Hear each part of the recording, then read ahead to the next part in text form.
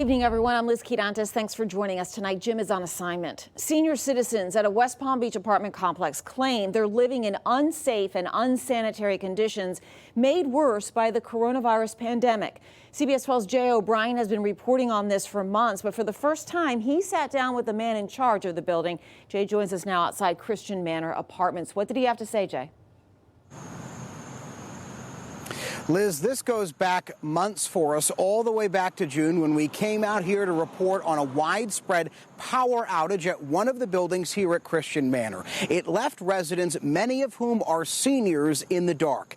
It was after that outage that we started looking into complaints of other unsafe living conditions here at the apartment complex. Every time we do one of these stories, we ask the ownership and the management company for an interview or for comment. Tonight is the first time they took us up on that offer.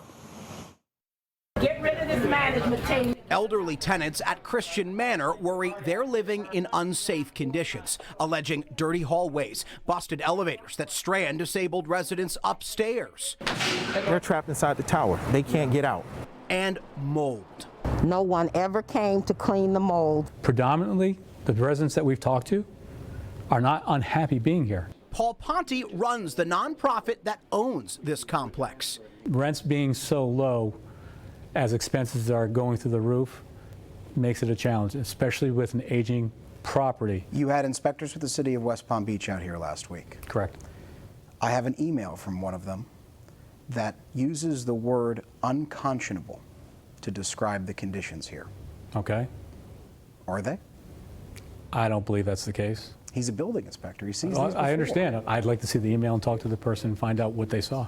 According to the email, what inspectors found were unsanitary conditions that cannot be allowed to remain as is. The complex has new management, and Ponte blames the previous company for dropping the ball, adding COVID makes repairs harder, even when rent has stayed the same for nearly a decade. The word that someone used to me was pervasive mold.